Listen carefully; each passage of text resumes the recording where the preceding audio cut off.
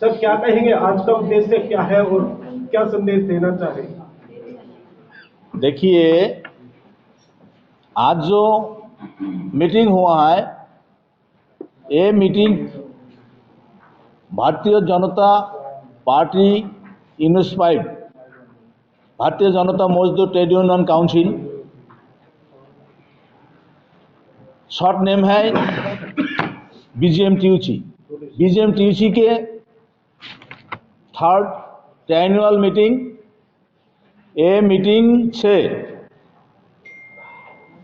यही सिद्धांत हो रहा है, सारे देश में श्रमिक लोगों को साथों में लड़ाई करने के लिए हमारा जो कार्यकर्ता है एक साथ में लड़ाई करेगा। ये लड़ाई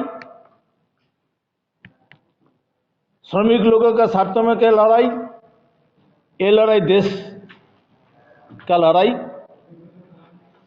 ये देश का स्वार्थों में लड़ाई है।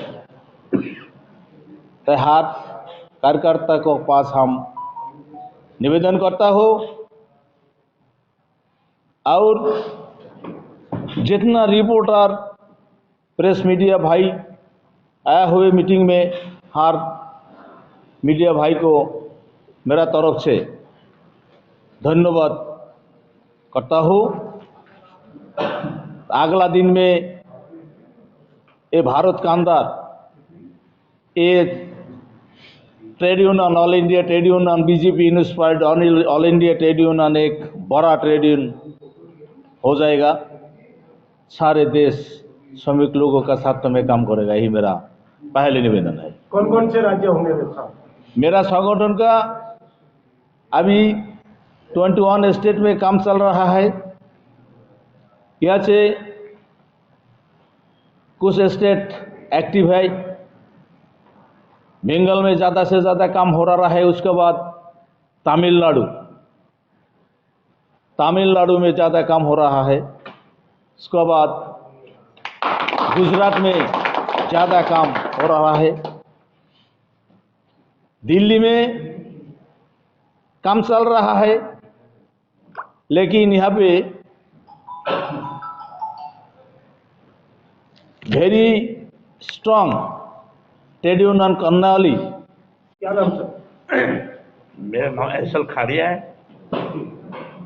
मैं जनता दल यूनाइटेड के चेयरमैन रह चुका हूँ, पार्लियामेंट बोर्ड का चेयरमैन रह चुका हूँ और भारत सरकार में मिनिस्ट्री ऑफ लेबर में 15 साल मेंबर ऑफ विजिलेंस कमेटी का मेंबर रह चुका हूँ। और आजकल मैं एक एनजीओ चलाता हूँ, नव निर्माण कल्याण समिति। थोड़ा बड़े आवाज। ये भारतीय जनता मजदूर ट्रेड यूनियन के जो काउंसिल मीटिंग में है, उनके नेशनल प्रेसिडेंट श्री निवास जी, उन्होंने मेरे को इनवाइट किया। मुझे बड़ा महसूस हुआ कि जो हिंदुस्तान में मजदूरों की जो हालात है और बहुत ही डेंजरफुल है, क्योंकि उनकी जो मांगे हैं वो जेन्युइन मांगे हैं, लेकिन गवर्नमेंट उन पर ना के बराबर ध्यान देते हैं। इसलिए इनके लिए कुछ नीतियां बनाई जाए और सुनिश्चित किया जाए कि इनके परिवार को, जो बच्चे हैं या इनकी लाइफ एक अच्छी जिंदगी जीवन बिता सके। आजकल सरकार से मिलकर के जगह जगह सरकार से मिले हुए दलाल टाइप के जो ठेकेदार होते हैं, वो गवर्नमेंट से एक मजदूर के लिए कोई 25,000 रुपये लेता है, कोई 15,000 लेता है, कोई 10,000 रुपये लेता है, और मजदूर को किसी को 5,000, किसी को 7,000, किसी को 10,000 देने का काम कर रहे हैं। किसकी गलती मान रहे हैं उसको? है इसको लेके किसकी गलती मान रहे हैं? इसमें सरकार गलतियां, सरकार को ऐसी नीति बनानी चाहिए कॉन्ट्रैक्ट में इस बार कि उसको जो भी ठेकेदार कॉन्ट्रैक्ट मिलता है उसकी परसेंट तय की जाए और उनको डायरेक्ट उनको चेक दिया जाए जो गवर्नमेंट देती है वो चेक जाए और उनके परसेंट डिसाइड किया जाए 5%, 2%, 3% इस प्रकार से। लेकिन ऐसा नहीं है। मैंने कई जगह एनजीओ के द्वारा सर्वे भी किया गया तो उसमें किसी को साइन करा लेते हैं। मगर इसमें आप ठेकेदारी प्रथा की बात कर रहे हो, वो तो खत्म हो ही नहीं रही। जब ठेकेदार को आप परसेंटेज पे ला रहे हो, वो अभी परसेंटेज खा रहा है ठेकेदार, और वही आप परसेंटेज की बात जो कर रहे हो। उनको मिलना चाहिए, मजदूर को जो हक मिलना चाहिए वो हक नहीं मिलता है। कई जगह 21,000 मिलता है, गवर्नमेंट 21,000 से लेते हैं और उनको 8, 10, 11, 12,000 देते हैं। तो बीच में 24 घंटे ड्यूटी होती है। ठेकेदारी तो खाता है ना उसको। तो ठेकेदार खाता, गवर्नमेंट की गलती है ना। गवर्नमेंट पर ध्यान दे। very strong trade union Karnali leader अभी तक मिला नहीं, तो आज नया एक कमेटी बनाएगा दिल्ली में। एक कमेटी का प्रेसिडेंट घोषणा करेंगे हम अभी। प्रेसिडेंट का नाम है उत्तम कुमार विश्वास। उत्तम कुमार विश्वास जी को प्रयास में दिल्ली में एक बड़ा संगठन हो जाएगा, ये मेरे को आशीर्वाद है उनको पास। तो मेरा बात अभी ख़त्म कर रहा है। अभी मेरा जो संगठन का कोऑर्डिनेटर है उसको साथ साथ गुजरात स्टेट प्रेसिडेंट है मिस्टर जयेश मोदी अभी कुछ बोलेगा। सर क्या कहेंगे श्रमिकों की कौन सी मांग को लेकर जो आप एक जो संगठन का गठन कर रहे हैं, अलग अलग राज्यों से लोग आज यहाँ पे आए हैं, क्या मांगों को लेके है या फिर संगठन का कुछ और उद्देश्य है?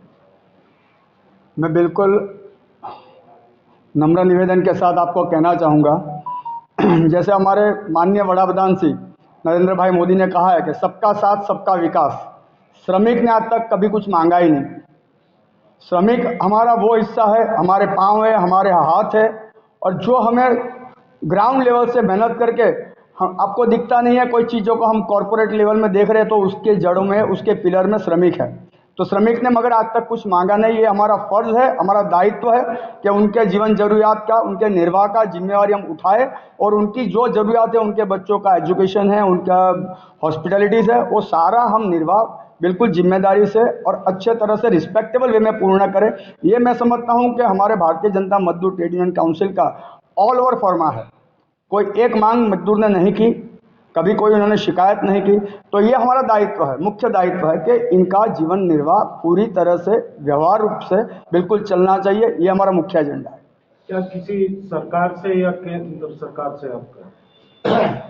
हमने कुछ समय पहले हमारे लेबर मिनिस्टर श्री तेली जी से मुलाकात की थी। उन्होंने हमारे काफ़ी एजेंडास हमने दिए हुए हैं। आगे भूपेंद्र जी यादव सर जो हमारे मिनिस्टर सर है, उनसे भी हमने कुछ मुद्दों के ऊपर चर्चा की है। उन्होंने वादा किया है कि बहुत जल्दी ये मुद्दों के ऊपर उनका ध्यान जाएगा और इनके ऊपर ये कार्यवाही करेंगे। क्या क्या मुद्दे होंगे खास करके वापस करो उसको। ओके। भारतीय जनता मजदूर ट्रेड यूनियन काउंसिल की तरफ से और हमारे राष्ट्रीय अध्यक्ष डॉक्टर मनमदास विश्वास की ओर से मैं एक यहाँ घोषणा करता हूँ कि पूरी भारतीय जनता मजदूर ट्रेड यूनियन काउंसिल की पूरी राष्ट्रीय कार्यकारिणी का आज खंडन किया जाता है। जितने स्टेट प्रेसिडेंट है उसको आज निर्वासित किया जाता है और नई कार्यकारिणी और नए होद्देदार के रूप में राष्ट्रीय अध्यक्ष जी वो अपनी घोषणा पत्र में वापस उनको नियुक्त करेंगे। किसको नियुक्त करना है, किसको नहीं करना है, राष्ट्रीय अध्यक्ष अपना खुद का अधिकार में आता है। वो अपना अधिकार का उपयोग करके ये खंडन कर रहे हैं और नई नियुक्ति जल्दी ही करेंगे। धन्यवाद। कोई डेट रखी जाएगी? तुरंत ही, इसी हफ्ते में। अच्छा, मैं थोड़ा सा बोलना चाहूँगा। मैं जिला अध्यक्ष हूँ। मैं ये कहना चाहूँगा कि भारत सिर्फ कृषि प्रधान देश ही नहीं, एक श्रमिक प्रधान देश भी है। और जिस तरह से आए दिन जो दिहाड़ी मजदूर है, मजदूर को दो भागों में बांटा गया, ऑर्गेनाइज और अनऑर्गेनाइज में। जो ऑर्गेनाइज में है उनके पीएफ, ग्रेचुटी, मेडिक्लेम किसी भी तरह ये इनको बाधित किया जाता है। ऑर्गेनाइज सेक्टर में जो मजदूर हैं, जो पढ़े लिखे हैं, जो स्किल लेबर है, उनको एक्सप्लॉइट किया जाता है, शोषण किया जाता है। और साथ जो ऑर्गेनाइज सेक्टर में जो है दिहाड़ी मजदूर है, उनका भी शोषण काफी हद तक होता है। वो काम करते हैं लेकिन उनको कई दिनों का पैसा नहीं मिलता है। ठेकेदार को पैसा मिलता है, वो प्रॉफिट में लेते हैं, लेकिन उनका पैसा उनको नहीं देते हैं। सिंडिकेट और तोलाबाजी खासकर पश्चिम बंगाल में ममता दीदी की सरकार में ये चीज बहुत बढ़ गई है। इसे खत्म करना होगा। इस राज्य में पश्चिम बंगाल में, मैं खासकर पश्चिम बंगाल की ओर से बात कर रहा हूँ, इसको इस तोलाबाजी को, सिंडिकेट को खत्म करना होगा। कहीं पर कोई गरीब पेशेंट मरता है अस्पताल में, मैंने रिसेंटली न्यू जलपाईगुड़ी का केस देखा था। कैसे खत्म करेंगे? इसको खत्म करने के लिए झारखंड, जैसे कि हमारे दिल्ली में या हमारा जो एनडीए की सरकार है, मोदी जी का सरकार है, उसको आना बहुत ही जरूरी है। ये इस कैंसर को, इस तोलाबाजी के कैंसर को, इस सिंडिकेट के कैंसर को मोदी जी खत्म कर सकते हैं। क्योंकि मुझे एक चीज लगता है कि भारत, मोदी जी खत्म कर देंगे तो आप लोगों ने संगठन क्यों बनाया? मोदी जी के शक्ल, मोदी जी हमारे मर्यादा पुरुषोत्तम है। वो हमारे लिए सर्वोपरि, वो हमारे लिए भगवान की तरह है। वो हमारे भगवान के आशीर्वाद से, उनके आशीर्वाद से, उनके मनोबल से, उनके आत्मविश्वास से, सबका साथ, सबका विश्वास, सबका प्रयास, सबका विश्वास, इस दम पे हम लोग उनको छत्रछाया में काम करेंगे। और भारतीय जनता मजदूर ट्रेड यूनियन काउंसिल एक ऐसा नींव हमें तैयार करना होगा, ऐसा सशक्तिकरण तैयार करना होगा, मजदूरों को इतना सशक्त करना होगा ताकि कोई भी उनका हक मानने से पहले 10 बार सोचे और मजदूर के दिल में ये भरोसा हो कि अगर कुछ भी होगा तो बीजेपी से हमारे पीछे खड़ा है। जय श्री राम, भारत माता की जय।